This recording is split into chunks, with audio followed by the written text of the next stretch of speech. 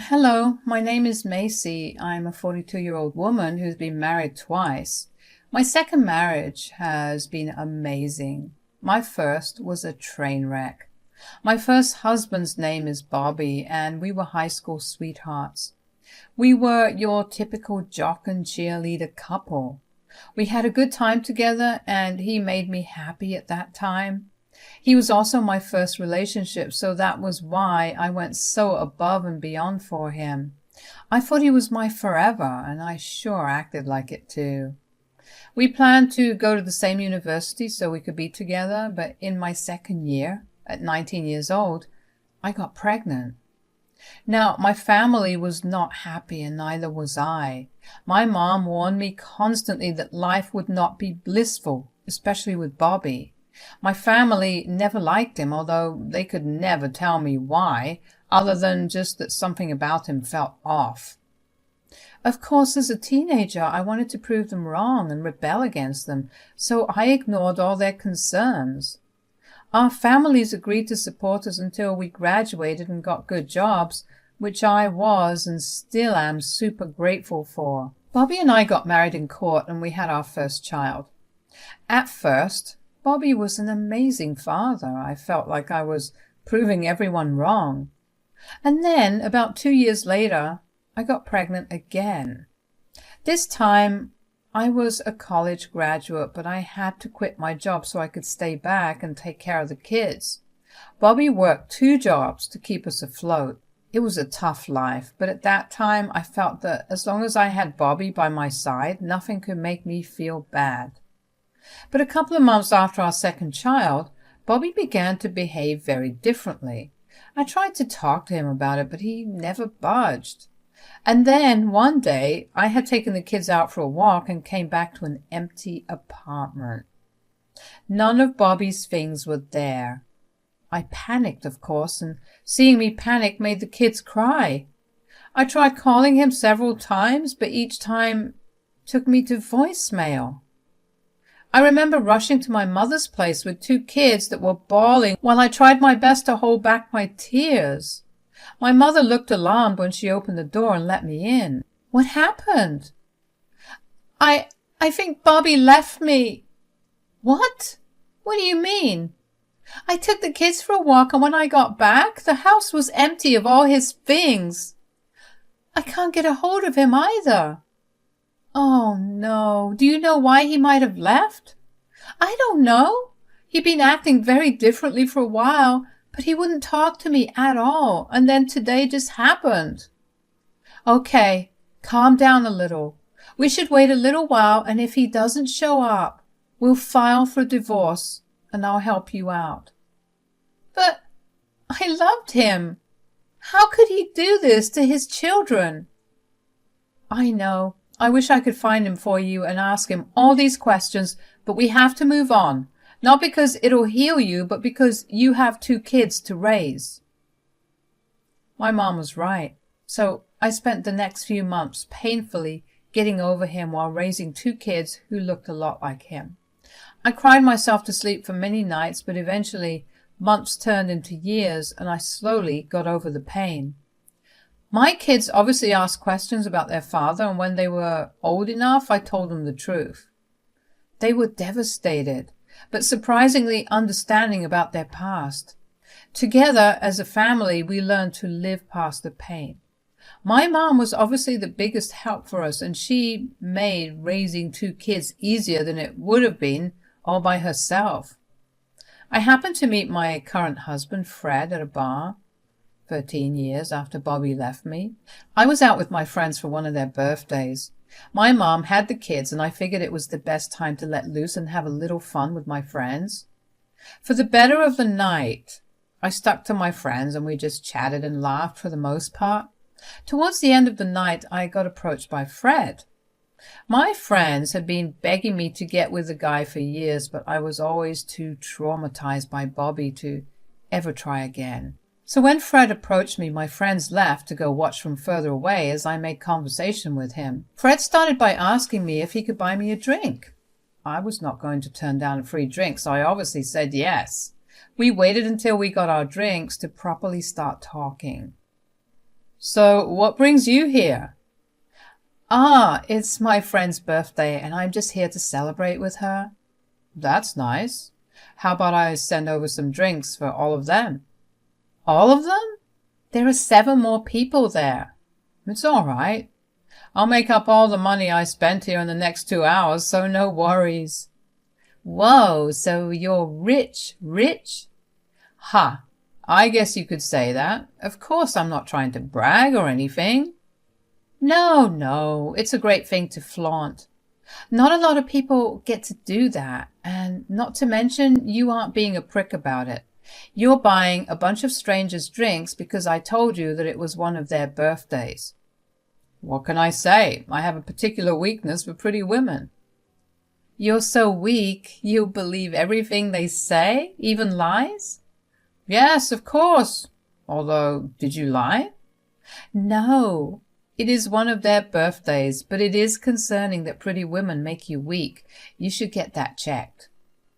How about you help me with it? Maybe if I had a pretty woman by my side, I'd only have a weakness for one woman. I could think of that.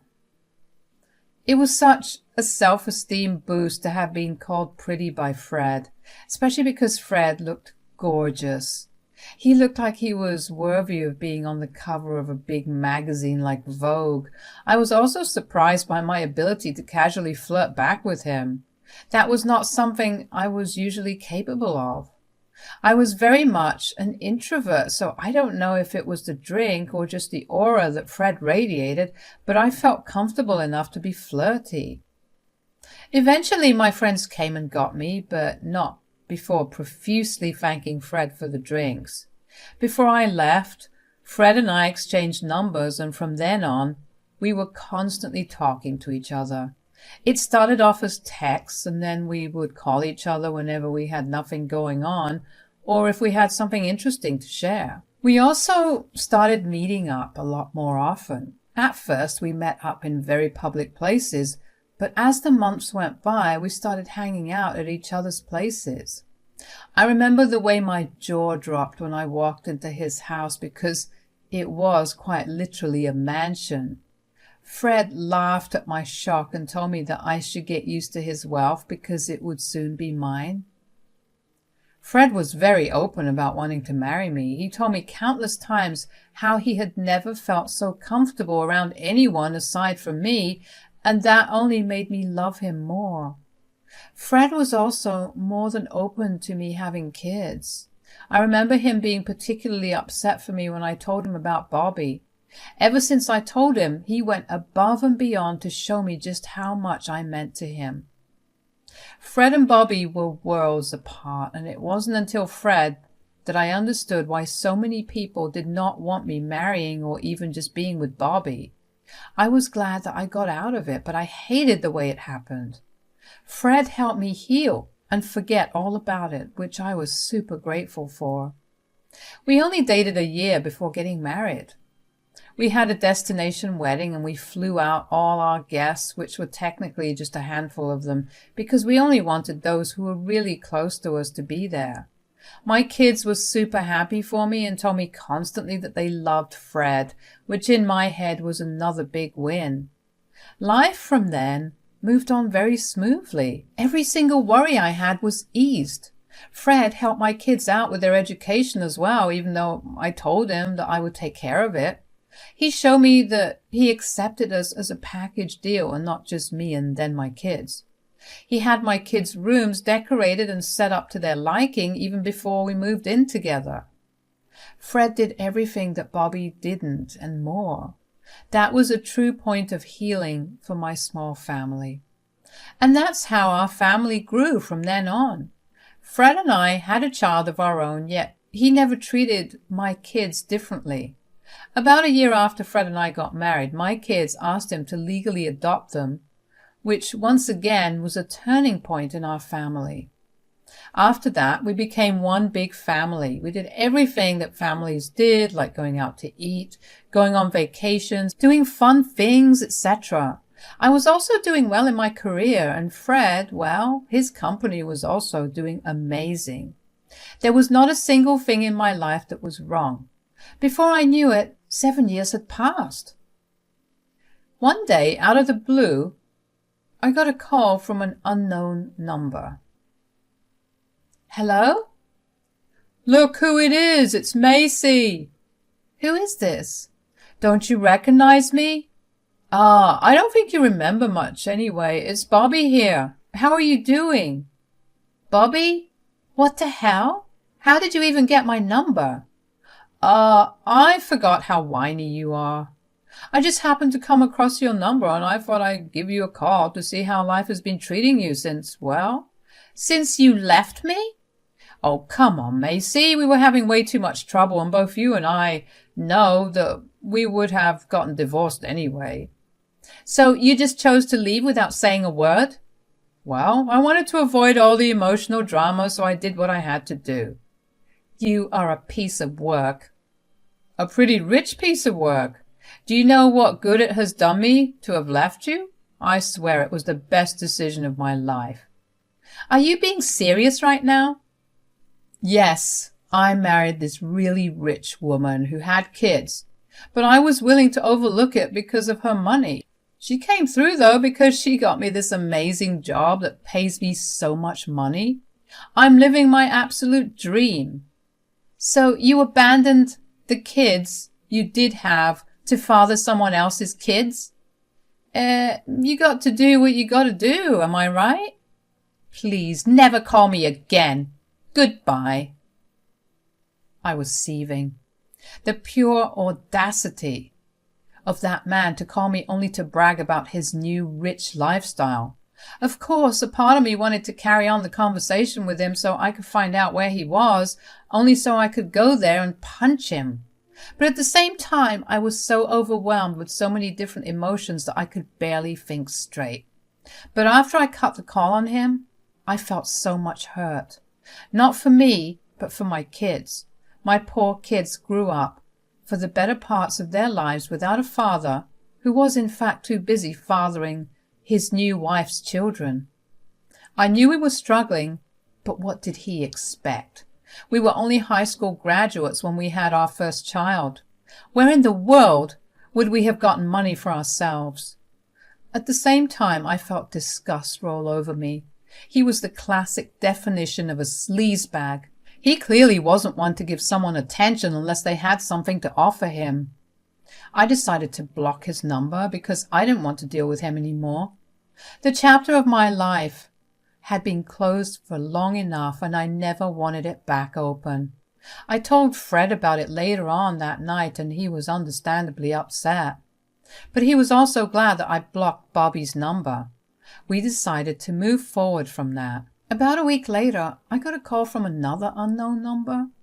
It was Bobby once again. At this point, I was beginning to get frustrated. He called to brag again about his luxurious lifestyle. He told me all about the new expensive car he had just bought and how his kids were doing amazing at school. I didn't care to be polite this time and just hung the phone up on him. That did not stop him. He kept calling every week after that to keep telling me about all his expensive purchases.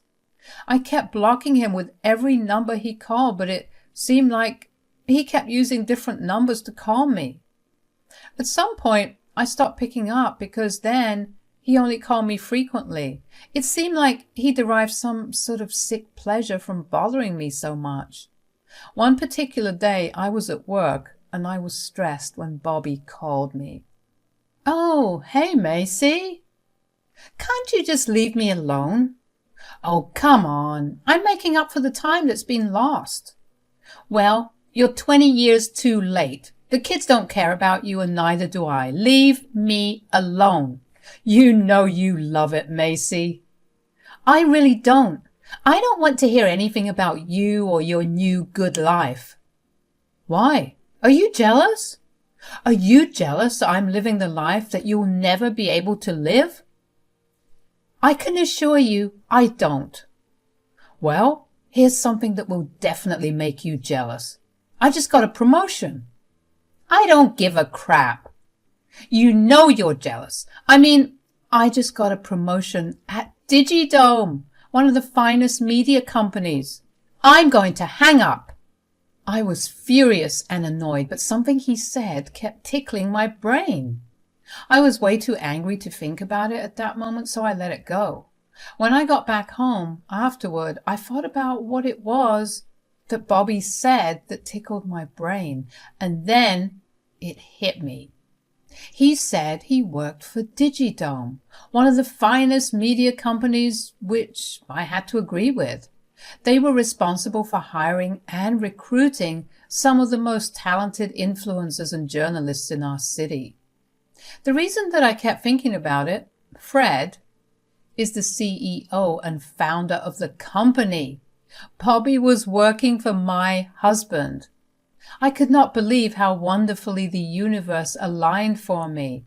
That meant that I could finally teach Bobby a good lesson, not only for bothering me, but also for abandoning his children.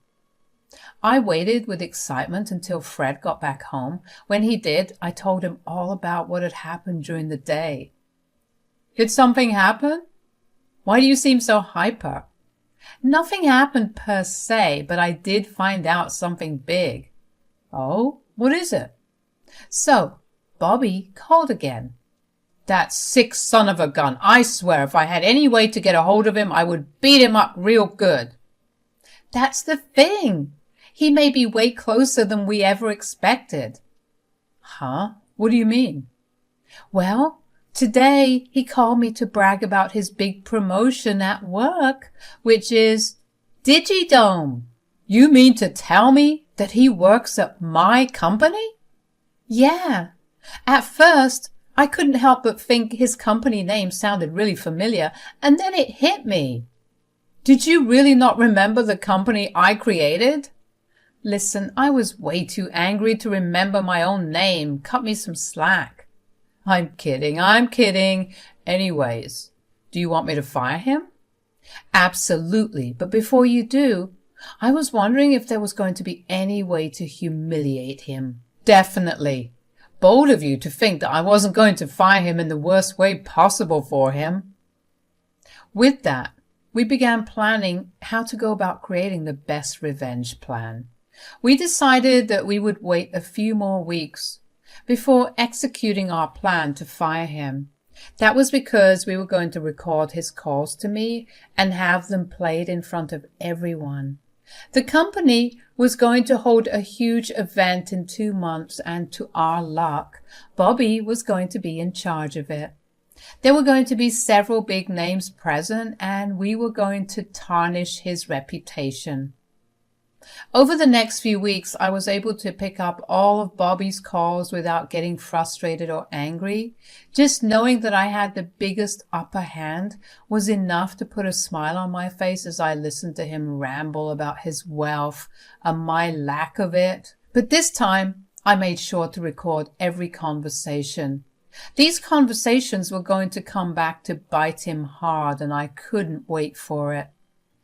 At the end of the 2 months, the event happened. I originally didn't plan to go because I didn't like big crowds or having to talk to a lot of people, which was why no one really knew who the big boss's wife was. However, this event was where I would make my appearance. I wanted to see Bobby's fall while I sat on the throne. Fred bought me this gorgeous and very expensive dress, and that was what I wore. I stayed in the car until Fred called me because we didn't want Bobby to see me and make a run for it. I only entered when Fred gave his speech in which he told everyone about how he wanted to introduce his wife for the first time. When I walked up on that stage, Bobby was standing there. I saw his face drop and pale. I smirked at him as I walked by. He pulled out his handkerchief to dab the sweat that was all over his face. Fred then went on to praise me and talked about how much of an impact I had had on him these past 7 years and how it had been a joy to raise my kids with me. With every praise Fred aimed at me, I saw Bobby sweat even more. I beamed with pride as the crowd clapped for me, and then Fred's speech took a turn. He began to talk about how I had been getting harassed by my ex-husband recently. He told the crowd about how my ex-husband had abandoned me and my kids to go father another woman's children just because she had wealth. But the universe had different plans for my ex-husband because he was working for his company. The crowd gasped and erupted into murmurs about who my ex could have been. Fred asked everyone to quiet down and told them that he was going to reveal who it was. Bobby kept looking towards the exit, but he knew that if he dashed it, Fred would not even have to reveal who it was because he would have outed himself. Fred then pointed towards Bobby and told everyone that it was him. The crowd once again erupted in murmurs. Bobby looked like he was about to pass out, but Fred wasn't done yet. He told everyone that he had proof of all of this and proceeded to play the recordings of all the calls that Bobby had made to me in the past few weeks. Bobby stilled as he heard everything. Fred then announced that because of everything that Bobby did, he would no longer be working with his company. The crowd cheered for Fred and me as we walked off the stage. Bobby was escorted off the event and the rest of it went smoothly. I had served my revenge and there was nothing sweeter than that. Fred and I had a blast at that event and I even managed to find someone who offered me a position at their firm. The day after the event, I got my last phone call from an unknown number. "You're awfully bold to call me again after last night. You tricked me." "Whatever do you mean?" "You absolute witch. Don't play stupid with me. How could you not tell me that you were married again? And that too, married to my boss?" "Like I told you several times, Bobby, I simply didn't care about you."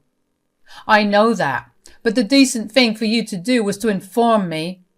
"So you would only stop harassing me if you knew who my husband was?